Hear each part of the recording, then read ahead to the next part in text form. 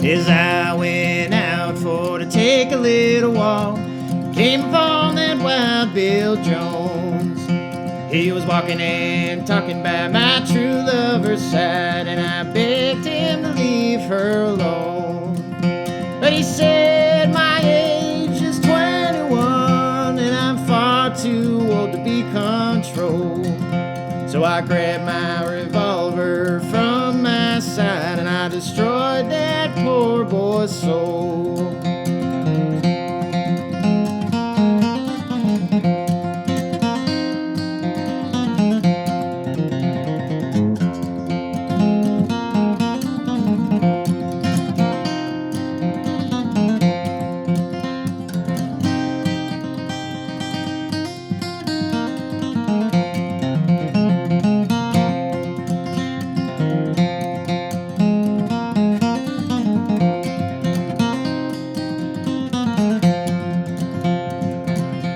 What's up everybody, Brandon Johnson here again, and thanks for joining me. Today we're taking a look at the classic old-time tune, Wild Bill Jones. And for this rendition of Wild Bill Jones, I was kind of inspired by the dude Billy Strings on this one. And this song has a really cool melodic theme to it that sort of echoes the lyrics that tell a great story.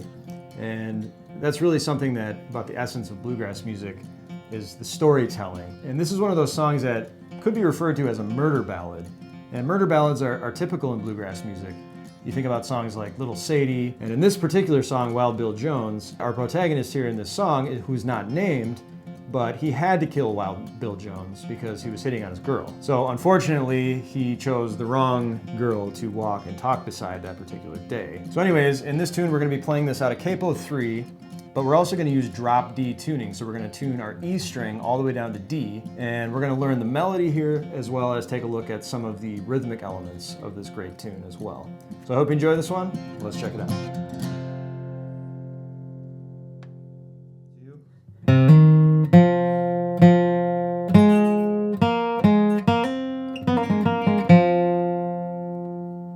All right, let's check out Wild Bill Jones now. So we're looking at the melody, which is kind of played in between the verses. And we're playing this out of drop D with a capo on the 3rd fret. So drop D just means our low E string is going to be dropped down from an E note to a D note. And we're going to be playing this around kind of a basic little chord shape here.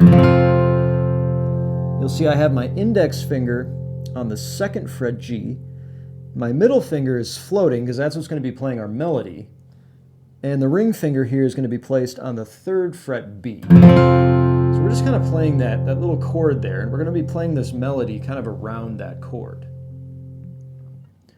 So you'll see there's a pickup measure here, and a pickup measure is really just a measure with a couple notes, usually 2 or 3, before you go into the actual downbeat of the tune, or in this case, the first measure here. So the pickup notes here are going to be an upstroke, and it's going to be a hammer-on from the open A to the 3rd fret A. And you'll notice I'm playing that with my middle finger, so that my index finger and my ring finger can kind of just keep holding down that chord there.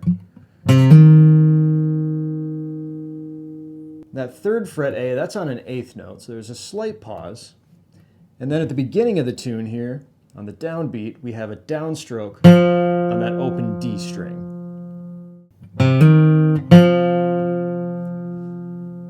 Then you'll see another downstroke on the open D and a 3rd fret D. Those are all quarter notes.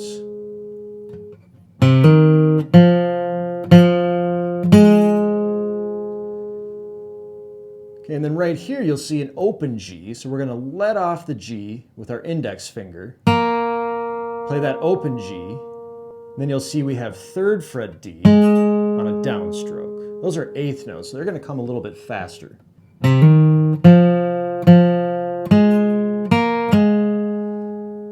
and that's going to lead us to measure number 2. Okay, looking at measure number 2 now, we have a hammer on here from the open G to 2nd fret G. Remember, we're holding this little 2-note chord, and we're just going to play that hammer on now with our index finger. So you'll see we're hammering on there. I still have my ring finger planted on that 3rd fret B. That's just going to give me an anchor point, because really this melody is kind of a rhythm and lead melodic part. It's kind of a hybrid of the two.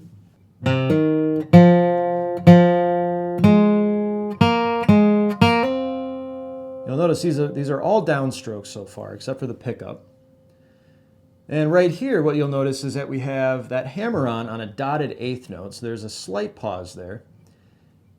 And then we're going to have a kind of a classic little Tony Rice interval here, which is going to be a pull-off from the 1st fret G to open. And we're actually kind of getting away from this 2-note D chord for just a moment to play this little run right here. Pull off 1st fret G to open on a downstroke. And then I have another downstroke on that 3rd fret D, and then an upstroke on the open G. So you actually have 2 downstrokes in a row, starting with that pull-off. Then you'll see 3rd fret D on a downstroke to open on an upstroke. It starts out on like a double downstroke.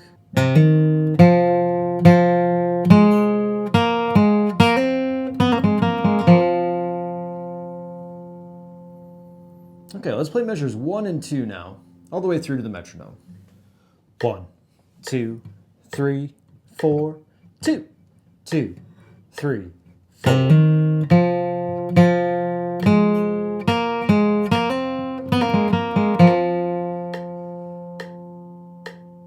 1, 2, 3, 4, 2, 2, 3, 4.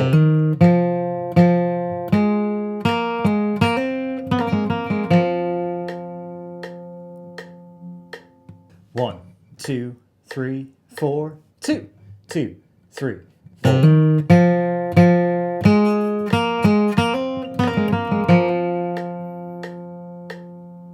Okay, and that leads us into measure number 3.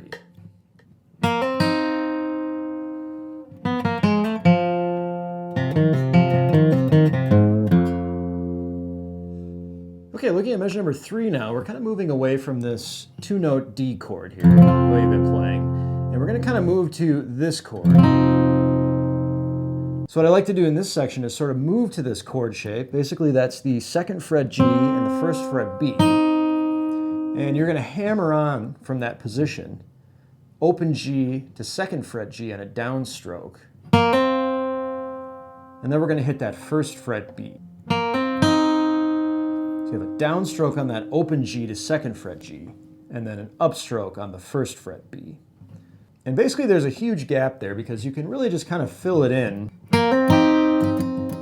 with some strumming, a little bit of light strumming to create a little bit of rhythmic interest. I didn't want to get too precise in this section, but it's kind of a place where you can sort of use your musical judgment and kind of add a little bit of rhythmic elements in there. Some strumming, some cross-picking, it's really up to you and to sort of make this song your own.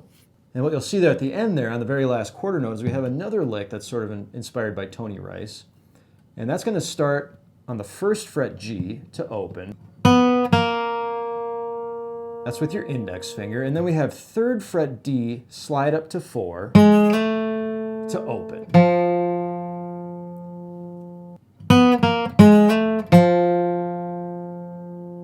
We don't have any pull-offs there, although you could kind of play it as a pull-off too.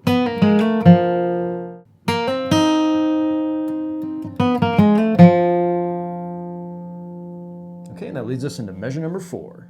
Okay, so measure number 4 starts on that open D. Remember, we came off of that little lick. And that open D there on an upstroke is going to be the downbeat of measure number 4. So that's a quarter note.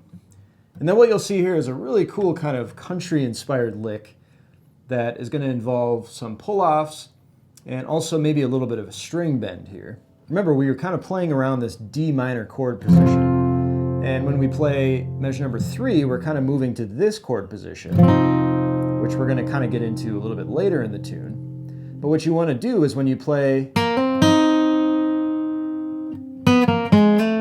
right here, you want to get back into that D minor chord position to play that little run in measure number 4.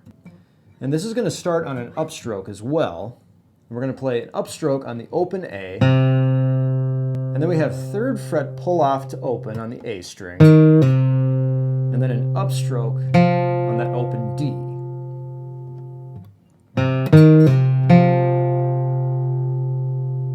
Then you'll see another open A, 3rd fret to open again, and then 3rd fret to open again.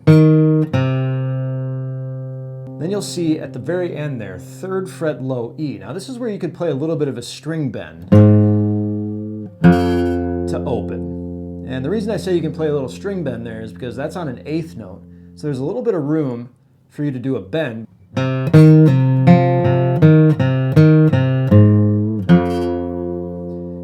And you could actually play that, the second half of that, as a pull-off, or you can actually pick it out. It's kind of up to you and what feels right and how you kind of want to deliver those notes to the audience. So let's play measures 3 and 4 now, all the way through to the metronome. 1, 2, 3, 4, 2, 2, 3, 4.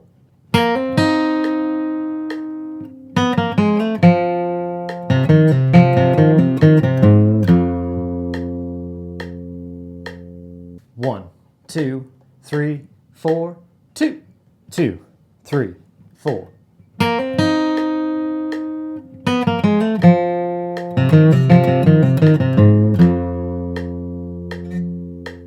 One, 2, 3, 4, 2, 2, 3, 4.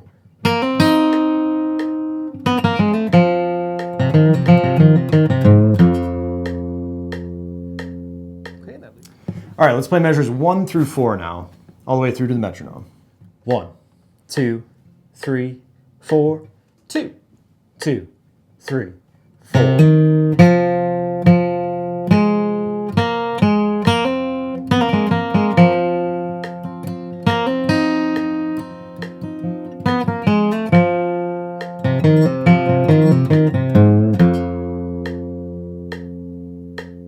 One, 2, 3, 4, 2, 2, 3, 4.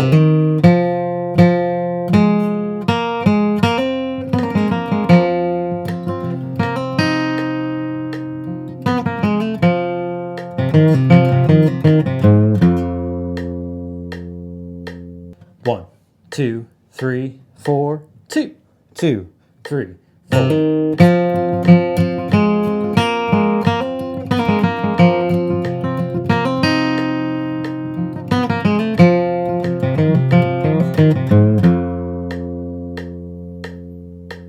Okay, that leads us into measure number 5.